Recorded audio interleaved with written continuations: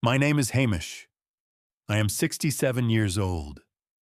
I am sitting in an old armchair in my empty house on the outskirts of Pittsburgh, Pennsylvania. Over the past 5 years, I have sent $240,000 to my son-in-law, believing that was how I could take care of my granddaughter from afar. I thought I was keeping my promise to my daughter, who passed away. Then one night, my granddaughter called me at 2 in the morning. Her voice was trembling. She asked me one question that struck me like lightning. "Grandpa, do you know what Dad is using your money for? Before I tell you what happened next, let me know where you are watching from today. Drop a comment below with your city or country. And if stories about family betrayal and fighting for those you love speak to your heart, please hit that like button and subscribe to this channel." The answer my granddaughter gave me that night changed everything I ever believed. Let me take you back to the beginning. I spent 40 years of my life working in construction. I started when I was just 18 years old, fresh out of high school, with nothing but strong hands and a willingness to work harder than anyone else. Back then, I did not have fancy dreams. I did not think about college or sitting behind a desk. I thought about providing. I thought about building something real with my own two hands. Over the decades, I helped build bridges that connected cities. I worked on skyscrapers in downtown Pittsburgh that touched the clouds. I helped construct schools where children would learn for generations to come. Every beam I lifted, every nail I drove, every hour I spent under the blazing sun or the freezing snow was for my family. My hands became rough and calloused. My knuckles were permanently swollen from years of gripping tools. I had scars running up both arms from accidents on job sites. One time, a steel beam slipped and nearly crushed my leg. Another time, I fell 12 feet from scaffolding and broke 3 ribs. But I never complained. I never took a day off unless I physically could not stand. That was how I was raised. That was what I believed a real man did. I worked 60 hours a week, sometimes more. I did it so my wife Margaret could stay home and raise our daughter. I missed school plays. I missed parent-teacher conferences. I missed bedtime stories more nights than I can count. But I told myself it was worth it. I told myself that my sacrifice was my love language. A real man does not complain, I used to say. A real man works. Margaret understood. She never made me feel guilty. Every night when I came home exhausted, covered in dust and sweat, she would have dinner waiting. She would rub my shoulders and tell me she was proud of me. And when our daughter Sarah was born, everything I did suddenly had even more meaning. Sarah was our miracle. Margaret and I tried for 7 years to have a child. 7 years of disappointment, of tears, of doctors telling us it might never happen. And then one spring morning, Margaret showed me the positive test, and I fell to my knees and cried like a baby. When Sarah finally arrived, I held her in my arms and made a silent promise. I would give this little girl everything. I would protect her with my life. Sarah grew up to be the brightest light in our home. She was smart, curious, always asking questions about everything. When she was little, she used to follow me around on weekends when I did repairs around the house. She would hand me tools and ask me to explain what I was doing. On some Saturdays, I would take her to the job site just to show her what her daddy did. She would wear an oversized hard hat and walk around like she owned the place, and all my co-workers would laugh and say she was going to be the boss someday. I remember teaching her to ride a bicycle in our backyard. She fell down 7 times, scraped her knees, but she refused to quit until she got it right. That was Sarah. Stubborn, determined, just like her old man. I remember taking her to her first baseball game when she was 9. She ate 3 hot dogs and screamed louder than anyone in our section when the Pirates hit a home run. I remember the night of her high school graduation, when she walked across that stage in her cap and gown, and afterward she ran to me and hugged me so tight I could barely breathe. She whispered in my ear, "I love you more than anyone in the world, Dad." That moment is burned into my memory forever. Sarah went to college and studied nursing. She wanted to help people to make a difference. She graduated with honors and got a job at a hospital in the city. Margaret and I were so proud we could burst. Our little girl had grown into an incredible woman. Then Sarah met Derek. She met him at the hospital where she worked. He was an X-ray technician, a few years older than her. The first time she brought him home for dinner, I remember studying him across the table. He was good-looking, I suppose. He smiled a lot and talked even more. He made promises, easily telling Sarah he would give her the world, telling Margaret her cooking was the best he had ever tasted, telling me he admired hard-working men like me. But something felt off. His eyes never quite met mine when he spoke. He would look just past my shoulder like he was performing for an audience rather than having a real conversation. I noticed he never offered to help clean up after dinner. Small things. Things that maybe did not mean anything. But they stuck with me. Margaret noticed too. One night after Derek left, she said to me, "There is something about that young man that makes me uneasy. I cannot put my finger on it." I shrugged it off. I told her we were being overprotective. Sarah was a grown woman. She was smart. She knew what she was doing. And she loved Derek. I could see it in her eyes. Who was I to stand in the way of that? They got married a year later. It was a simple ceremony. I paid for everything, the venue, the catering, the flowers, the dress. I never said a word about the cost. That was my job as her father. Derek's parents did not contribute a single dollar. His mother made some excuse about being on a fixed income. His father did not even show up. Another small thing that stuck with me. But Sarah was happy. On her wedding day, she looked like an angel. And when I walked her down the aisle and placed her hand in Derek's, I whispered to him, "Take care of my little girl." He looked me in the eye for once and said, "I will, sir. I promise." 2 years later, Emma was born. The first time I held my granddaughter, I felt something I had not felt since Sarah was born. It was like my heart expanded to make room for more love than I thought possible. Emma had Sarah's eyes, the same deep brown, the same spark of curiosity. When she smiled, it was like looking at Sarah all over again. For 2 years, our family was complete. Margaret and I would visit every few weeks. We would babysit Emma while Sarah and Derek went out. We would sit in their living room and watch Emma take her first steps, say her first words. Those were golden days. Then everything fell apart. Margaret started coughing one autumn. She said it was just a cold, but the cough did not go away. By December, we were sitting in a doctor's office, and he was saying words like stage 4 and lung cancer, and I am so sorry. Margaret, my rock, my partner for 42 years, was gone by spring. I held her hand until the very end. Her last words to me were, "Take care of Sarah and Emma. Promise me." I promised. I walked through the next 3 years like a ghost. I went through the motions, but inside I was hollow. The only light in my life was Sarah and Emma. I clung to them like a drowning man clings to a life raft.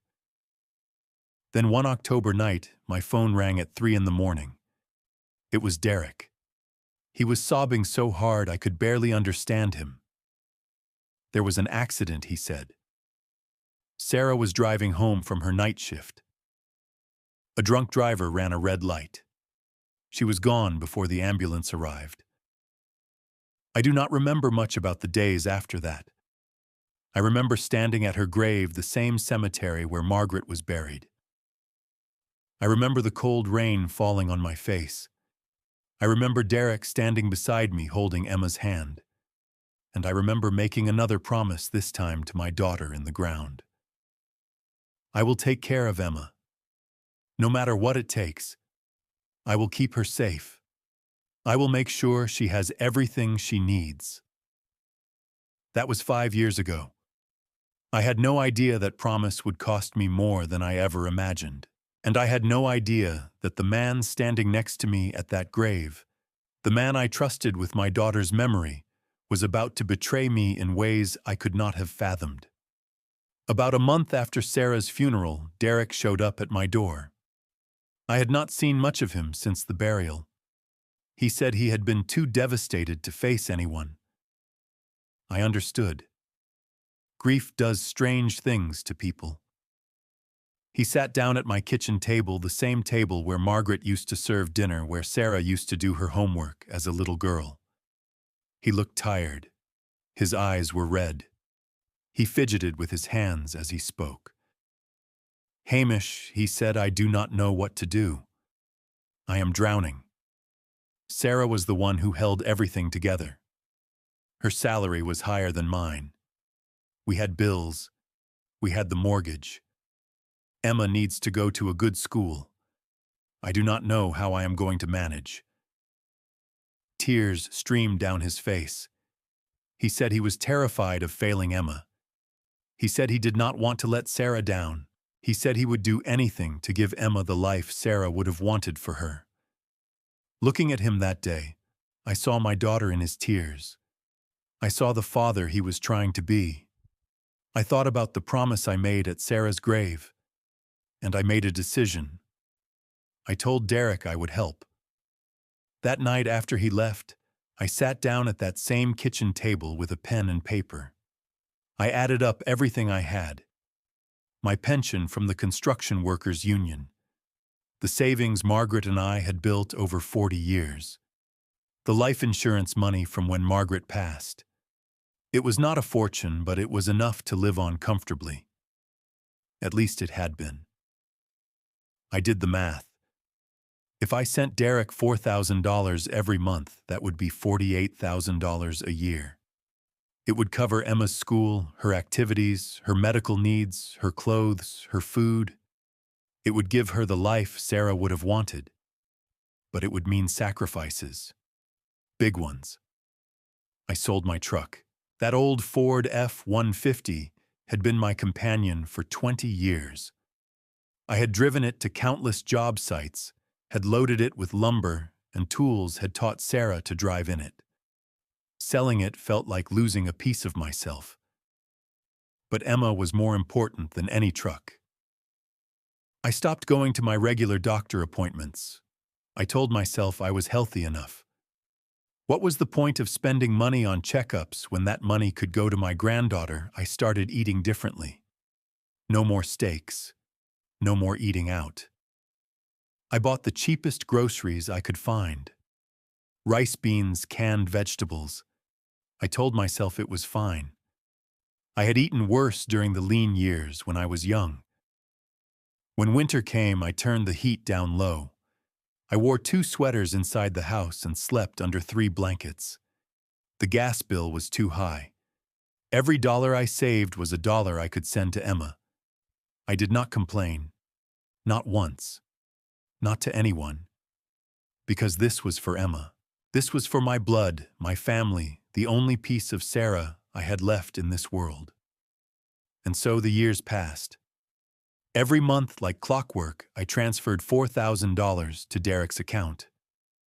Every month I called to check on Emma. But something strange started happening. The calls got shorter. When I asked to speak to Emma, Derek always had an excuse. "She is doing her homework right now," he would say. "She already went to bed. She is at a friend's house. Can she call you back?" She never called back. I asked to visit for Christmas. Derek said Emma was sick with the flu. I asked to come for her birthday.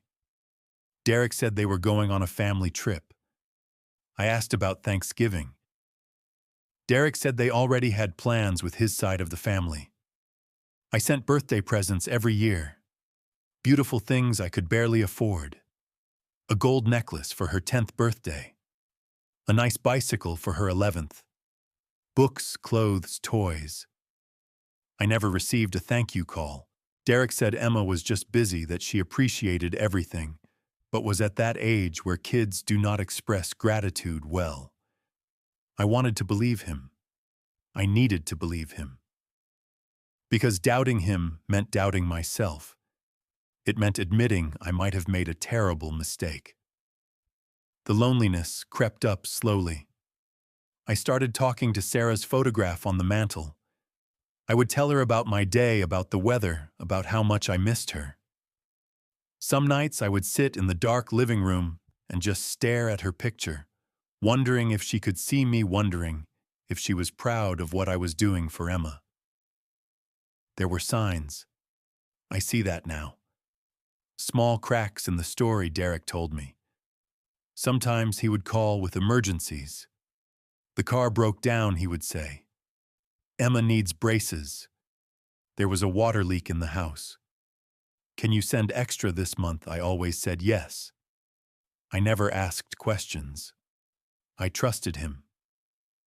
One afternoon, I ran into Edna Patterson at the grocery store. She used to live next door to Derek and Sarah.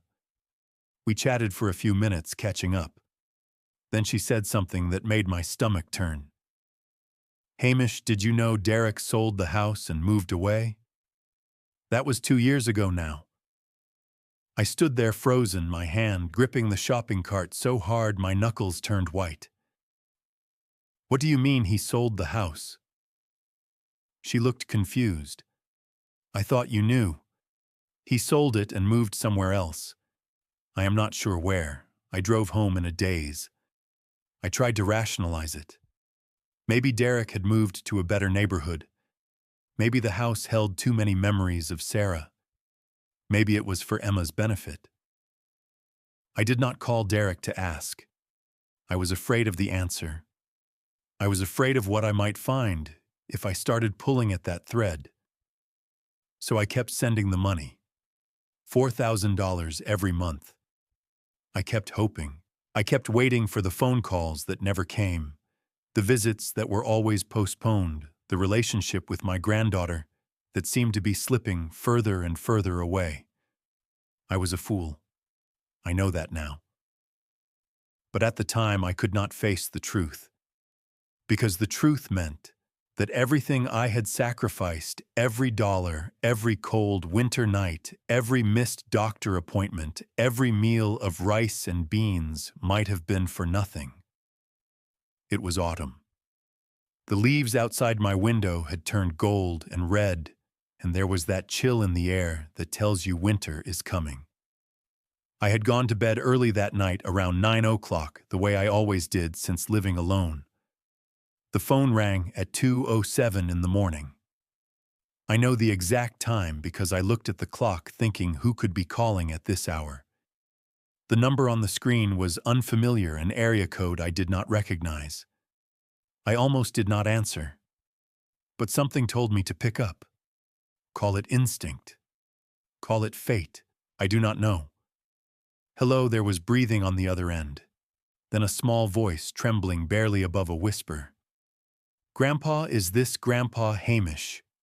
My heart stopped. I sat up in bed so fast I got dizzy. I had not heard Emma's voice directly in nearly 3 years. Derek always intercepted the calls, always had excuses. Emma, is that you? Yes, Grandpa, it is me. Her voice sounded older than I remembered, but also scared, like a child trying to be brave. Sweetheart, what is wrong? Why are you calling so late? There was a pause. I could hear her breathing fast and shallow, like she was afraid of being caught. Grandpa, I have to tell you something. But you have to promise not to tell Dad I called you. Please, promise me. I promise, Emma. What is going on? And then she started talking. At first the words came out slowly, like she was testing the water. Then they poured out faster, a flood she could not hold back any longer. She told me she had not received any of my birthday or Christmas presents for 4 years. Not the necklace, not the bicycle, Not the books or the clothes. Nothing. Derek told her I had forgotten about her. He told her I was too wrapped up in my own grief to care about my granddaughter. Grandpa Dad said you did not want to see me anymore. He said seeing me reminded you too much of Mom and it was too painful for you. I could not breathe. My hand was shaking so badly I almost dropped the phone. Emma, that is not true. I have been asking to see you for years. Your father always said you were busy or sick or traveling. She was quiet for a moment. Then she continued. She told me she was not going to a private school like Derek had said. She was at a public school across town, a rough school where kids made fun of her for her old clothes. She told me she did not go on family vacations during the holidays. She stayed home alone while Derek went somewhere for a week at a time. Grandpa, where does Dad go? I do not know. He never tells me. He just leaves money for food and says he will be back. My head was spinning. Nothing made sense. Or rather, everything was starting to make a horrible kind of sense. Then she asked me the question that shattered everything. Grandpa, do you send Dad money? I heard him talking on the phone with someone. He said you send him a lot of money every month. I closed my eyes. My throat felt like it was being squeezed. Yes, sweetheart. I send $4,000 every month. For 5 years now. It was supposed to take care of you. For your school, your clothes, everything you need. Silence. Long and heavy. Then Emma started crying. Not loud sobs, but quiet tears, the kind that come when you have been holding in pain for a very long time. Grandpa, I do not have anything. I wear clothes from the thrift store. I use a phone that my friend gave me because she got a new one. I do not understand. Where does the money go? I sat in the darkness of my bedroom, phone pressed to my ear, listening to my granddaughter cry, and something inside me broke. It was not just my heart. It was every belief I had held about Derek, about the situation, about the past 5 years of my life. When Emma hung up, she said she had to go before Derek woke up and found her on the phone. She made me promise again not to say anything. She was scared of what he would do if he found out. I sat there until dawn, not moving, not sleeping, just staring at the wall, replaying every conversation I had ever had with Derek. Every excuse, every request for extra money, every canceled visit. I remembered the day I stood at Sarah's grave and promised to take care of Emma. I had failed her.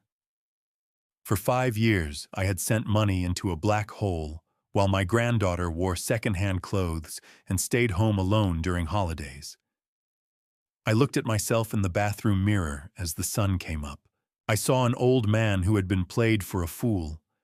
I saw a grandfather who had been kept from his grandchild.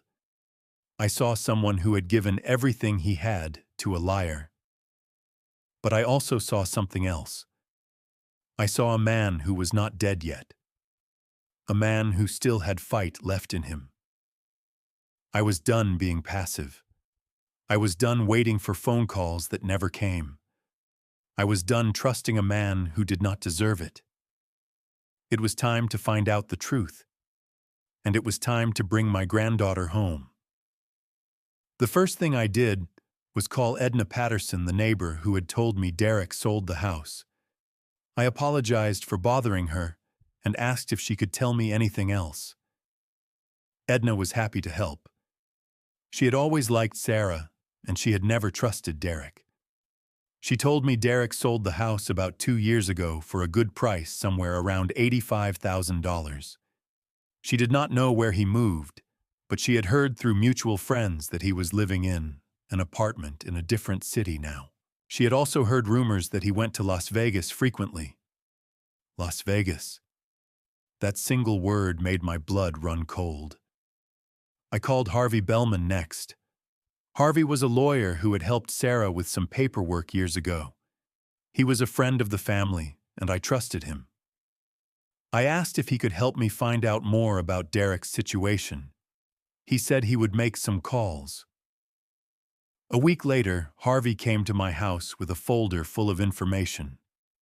What he told me made me sick to my stomach. Derek had quit his job at the hospital 3 years ago. He had not worked since. He had told me he was still employed there, still struggling to make ends meet. It was all lies.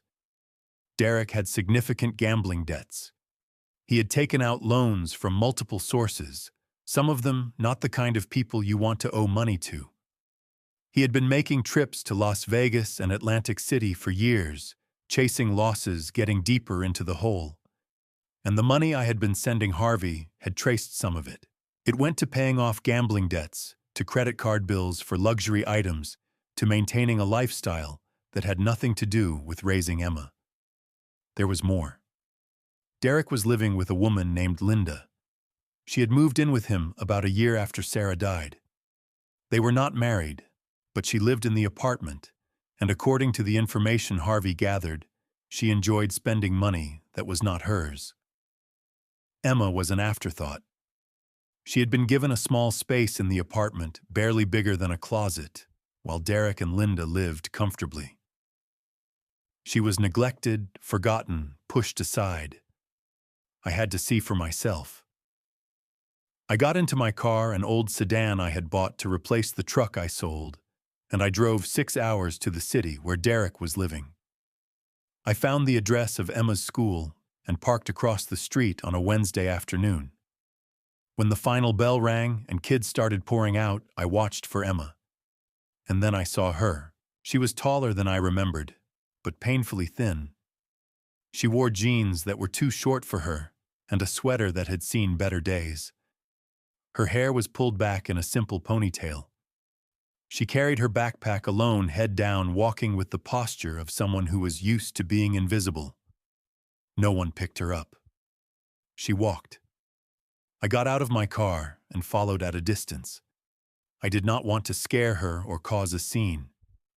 But when she turned down a quiet street, I called out to her. Emma. She froze, turned around. Her eyes went wide when she recognized me.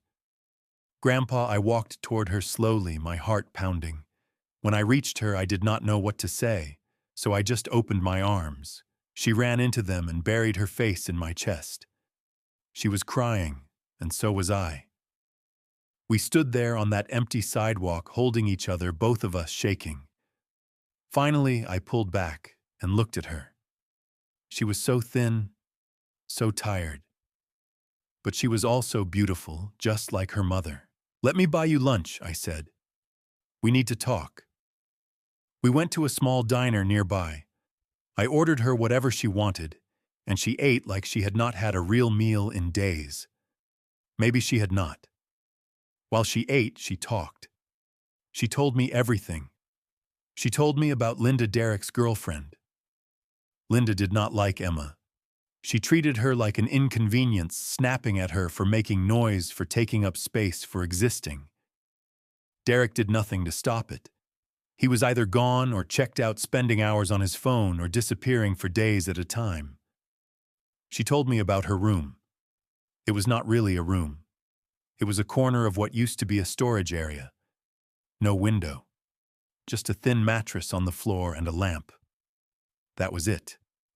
She told me she missed her mother every single day. She told me she used to pray that I would come get her, but then she stopped praying because Derek told her I did not want her.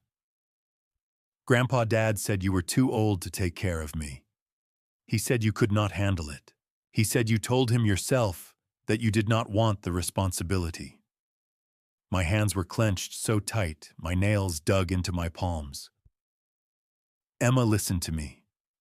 I never said that. I have wanted nothing more than to have you with me. I have been sending money every month for 5 years because I thought it was taking care of you. I thought you were happy and safe. I had no idea.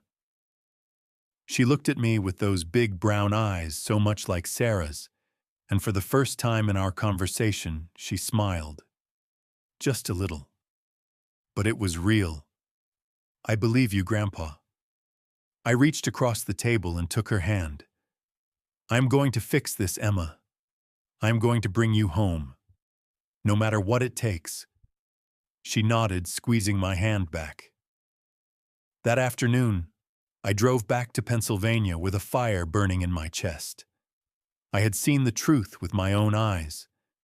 I had held my granddaughter and felt how thin she was, how scared she was, how neglected. I was not angry anymore. Anger was too small a word. This was something deeper. Something that had been building for 5 years without me knowing it. Every dollar I sent while Derek gambled it away. Every holiday I spent alone while Emma was abandoned. Every lie Derek told to keep us apart. This was not about revenge. This was about justice.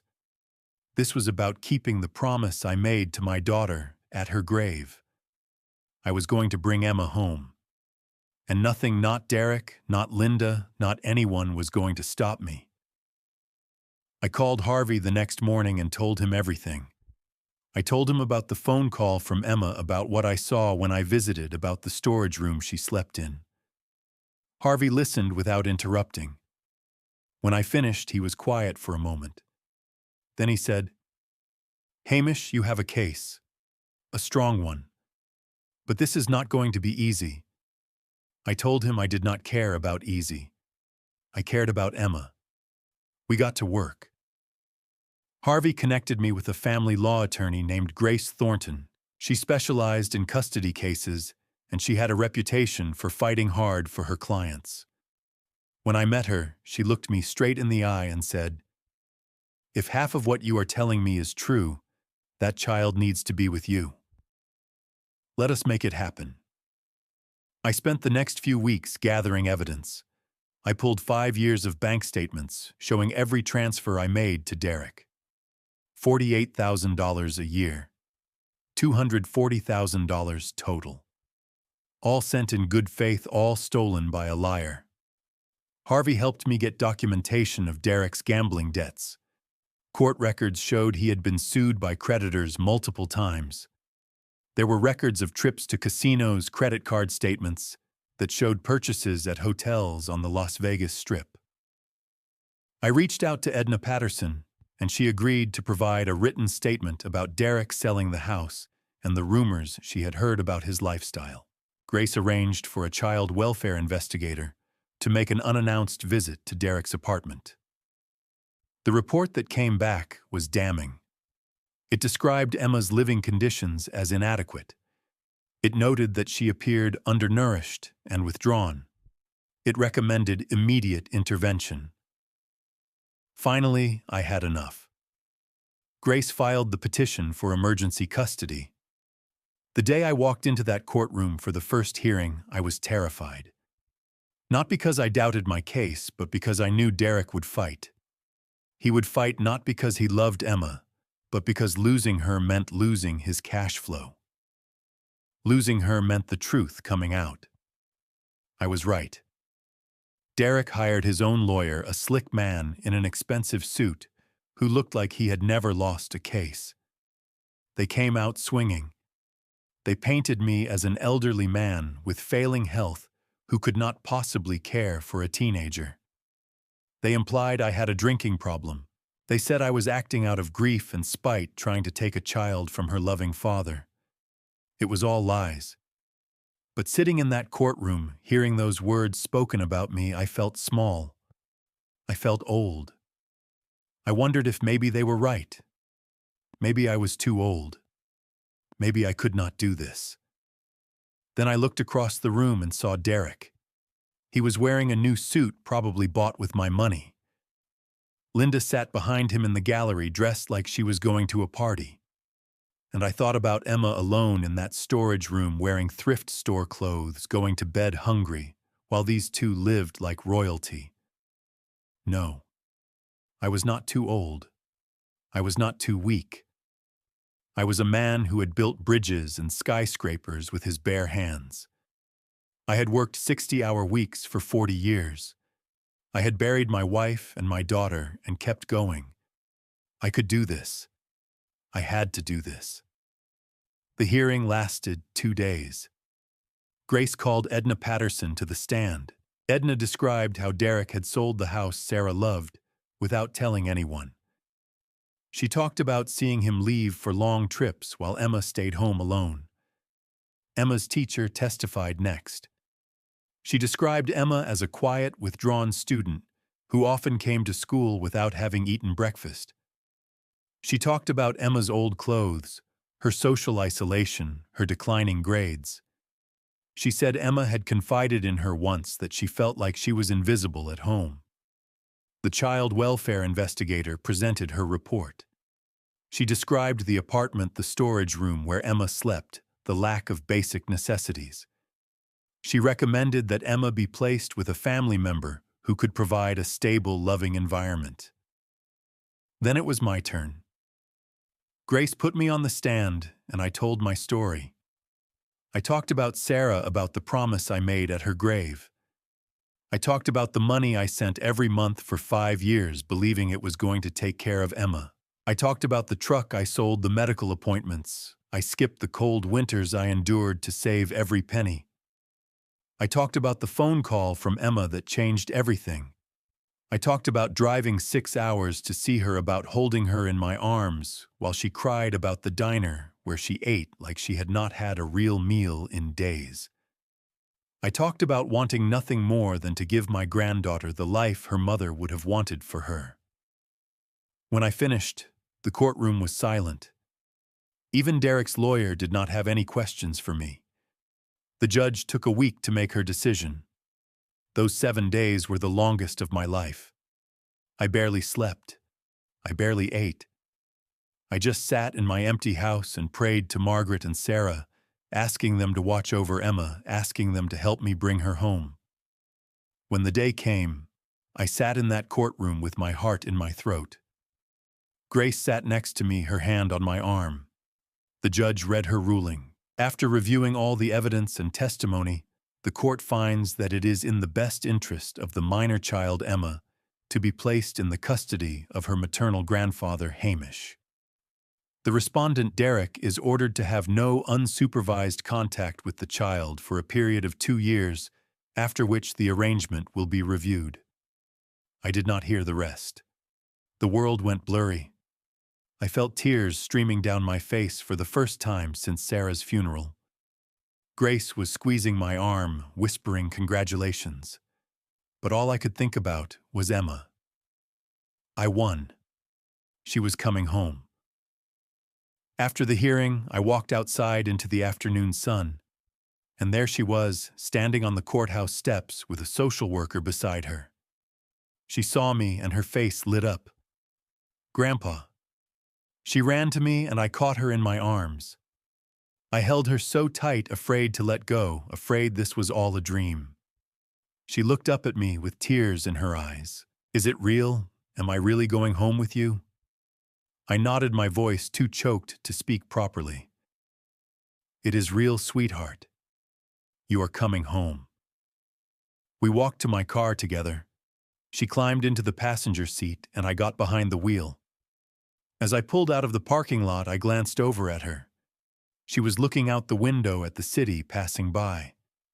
And for the first time since Sarah died, I saw her smile. It was not a big smile. It was small, tentative, like she was afraid to hope. But it was real.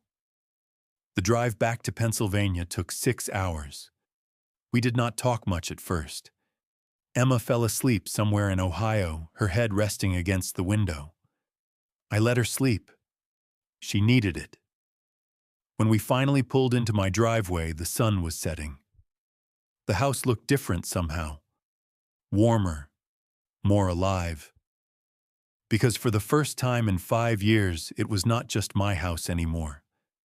It was our home. The first weeks were not easy. I would be lying if I said they were. Emma came to me carrying years of damage. She had been neglected, lied to, made to feel unwanted.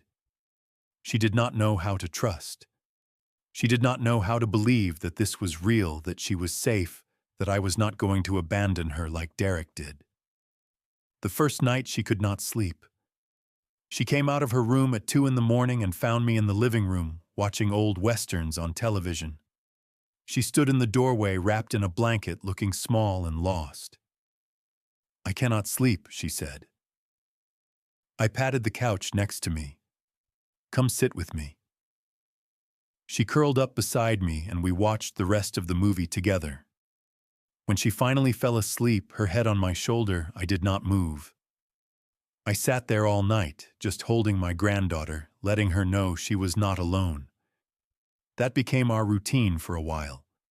She would wake up scared, and she would find me and we would sit together until she felt safe enough to sleep again. Slowly, gradually, the nightmares became less frequent. The fear in her eyes started to fade. We found our rhythm. I learned how to make her favorite breakfast, scrambled eggs with cheese and toast, just the way she liked it. She learned that I liked my coffee black and strong. We ate dinner together every night at the kitchen table, something she said she had not done in years. I took her to school on her first day at the local high school. She was nervous, gripping her backpack straps, looking at the building like it was a mountain she had to climb. I walked her to the front door and told her she was going to be amazing. She did not believe me, but she went in anyway. By the end of the first month, she had made a friend. By the end of the second month, she was trying out for the volleyball team. I went to every single game. I sat in the bleachers with the other parents and grandparents, and I cheered louder than anyone when she scored a point. I saw the look on her face when she heard my voice, the way she smiled and waved at me. It was everything. One evening, Emma came into the living room carrying a piece of paper. She handed it to me without saying anything. It was a drawing done in colored pencil. It showed our house with the two of us standing in front of it, holding hands. Above us in the sky was a figure with wings smiling down at us. At the bottom, in Emma's careful handwriting, it said, "Mom is watching over us." I could not speak. I just pulled her into a hug and held her. I hung that drawing in the living room right next to Sarah's photograph. Months passed. Emma grew stronger. Her grades improved. She laughed more. She started talking about the future, about college, about what she wanted to do with her life. She said she wanted to be a nurse like her mother.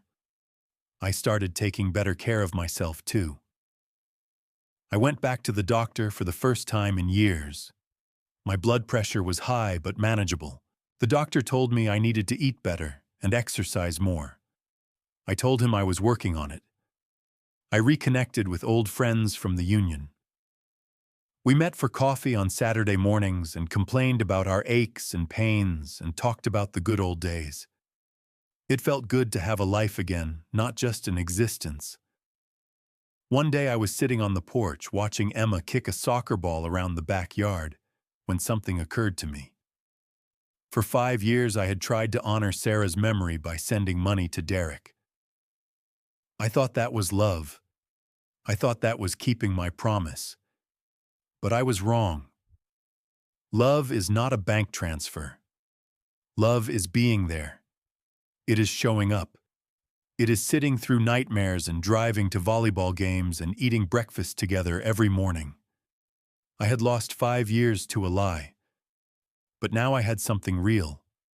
I had my granddaughter. I had a purpose. I had a reason to wake up every morning. And that was worth more than any amount of money. I have had a lot of time to think about everything that happened. In the quiet evenings after Emma has gone to bed and the house is still, I sit in my old armchair and let my mind wander. I think about Derek sometimes, not with anger. The anger has faded, replaced by something closer to pity. He had a chance to be a good father, a good man. He had a daughter who needed him. He had a family that would have supported him. And he threw it all away for poker chips and casino lights. I do not hate him. Hate is a poison you drink hoping the other person dies. I learned that a long time ago. What I feel now is more like sadness. sadness for the man he could have been. Sadness for the years Emma lost because of his choices. But I do not dwell on it. There is no point. Derek is not part of our lives anymore. He is a closed chapter in a very long book. What I think about more is what I have learned. And there have been many lessons. I learned that kindness does not mean blindness. For 5 years I gave and gave and gave, never questioning, never doubting. I thought I was being a good person. But I was not being good. I was being naive. There is a difference between generosity and gullibility, and I learned it the hard way. I learned that asking questions is not the same as being distrustful. I should have asked Derek for pictures of Emma in her new school uniform. I should have asked to video chat with her instead of settling for his excuses. I should have paid attention to the warning signs instead of dismissing them, because the truth was too painful to consider. I learned that age does not mean weakness. When Derek's lawyer tried to paint me as a feeble old man who could not care for a child, I almost believed him. But then I remembered everything I had done in my life. I had built this country's infrastructure with my own hands. I had weathered losses that would have broken lesser men. I was not weak. I was tested, and I endured. I learned that standing up for yourself is not the same as seeking revenge. I did not go after Derek to punish him. I went after him to protect Emma. There is no vengeance in my heart. There is only love and the fierce determination to do right by the people I love. Most of all, I learned that it is never too late. At 67 years old, I thought my best days were behind me. I thought I was just waiting out the clock, living alone in an empty house, talking to photographs of the dead. But then Emma came back into my life, and everything changed. Suddenly, I had a reason to wake up, a reason to take care of myself, a reason to hope. Life is funny that way. It takes and takes and takes, and just when you think you have nothing left, it gives you something so precious you cannot believe it is real. I watch Emma now, walking across the backyard, kicking that soccer ball, her hair flying in the wind. She looks so much like Sarah, it makes my heart ache sometimes. But it is a good ache. The ache of remembering someone you loved, of seeing them live on in someone else. Sarah, I say, silently, looking up at the evening sky. I kept my promise. Emma is safe. She is happy. She is loved. I like to think Sarah can hear me. I like to think she and Margaret are somewhere together, watching over us, smiling. Tonight after dinner, Emma and I will sit on the porch and watch the stars come out. We do that sometimes. We do not talk much. We just sit together, comfortable in the silence, grateful for each other. A few months ago, she asked me a question I will never forget. "Grandpa, do you think everything happens for a reason?" I thought about it for a long time before I answered. I do not know if everything happens for a reason. But I know that we can find meaning in what happens to us. We can take the pain and the loss and the betrayal, and we can use it to become stronger. We can use it to love deeper, to live fuller, to appreciate what we have. She nodded slowly, considering my words. "I think Mom would be proud of us," she said. My throat tightened. "I think so too, sweetheart. I think so too." The sun is setting now, painting the sky in shades of orange and pink. Emma is coming back inside, tired from playing ready for dinner. In a few hours, she will do her homework at the kitchen table while I read the newspaper. Then we will watch a movie together, something funny that makes her laugh. And when she goes to bed, she will sleep through the night, peaceful and unafraid. This is my life now. This is what I fought for, and I would not trade it for anything. If you are watching this and you have been betrayed by someone you trusted, I want you to know something. The pain does not last forever. The anger fades. The wounds heal. And on the other side of all that darkness, there is light. there is hope. There is the possibility of a new beginning. You just have to be brave enough to fight for it. Now I have a question for you, and I would truly love to hear your answer. Have you ever had to stand up for someone you love even when the odds were against you? Or maybe you have been betrayed by someone you trusted and had to find your way back to peace.